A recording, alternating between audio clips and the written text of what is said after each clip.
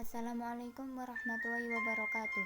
Saya Merliana Zeni Kurniawati dari Prodi Pendidikan Bahasa Indonesia 2020A yang akan membahas tentang perbedaan kompetensi kurikulum bahasa Indonesia dalam pembelajaran di SD, SMP, dan SMA. Pengertian kompetensi kurikulum. Kompetensi merupakan bagian-bagian yang saling bekerja sama sehingga tercipta suatu sistem yang utuh. Komponen atau bagian dari suatu sistem yang mempunyai peran penting dalam keseluruhan aspek yang berlangsung dalam suatu proses untuk mencapai tujuan. Suatu kurikulum harus memiliki kesesuaian atau relevansi. Kesesuaian meliputi dua hal. Pertama, kesesuaian antara kurikulum dengan tuntutan, kebutuhan, kondisi, dan perkembangan masyarakat. Kedua, kesesuaian antara komponen-komponen kurikulum, yaitu antara tujuan, proses, isi, dan evaluasi.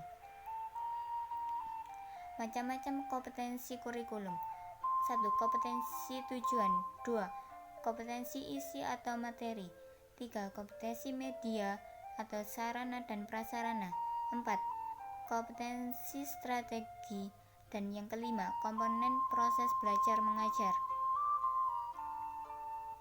Komponen kurikulum pembelajaran di SD. 1. Mata pelajaran. 2. Muatan lokal. 3. Pengembangan. Dan yang keempat, substansi mulok ditentukan oleh satuan pendidikan. Komponen kurikulum pembelajaran di SMP.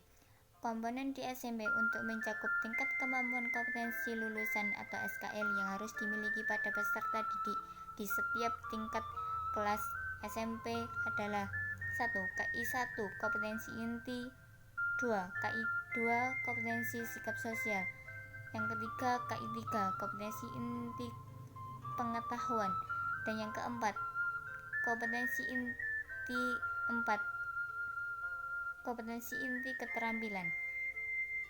Untuk kurikulum SMP, terdapat penambahan alokasi waktu pembelajaran dari kurikulum SMP yang sebenarnya.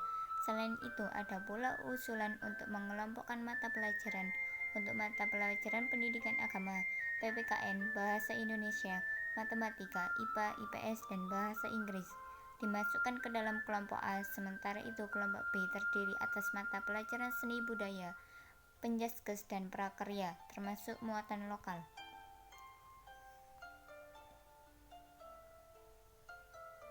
Kompetensi kurikulum di SMA. 1. KI 1 kompetensi inti, 2. KI 2 kompetensi sikap sosial, 3. KI 3 kompetensi inti pengetahuan, 4. KI 4 kompetensi inti keterampilan. Untuk kurikulum SMA tidak ada perubahan untuk mata pelajaran kelompok A dan kelompok B. Namun untuk mata pelajaran kelompok C dibagi menjadi 3 jurusan, yakni jurusan berdasarkan minat akademik di bidang matematika dan sains, bidang sosial, dan bidang bahasa yang memiliki alokasi waktu yang sama.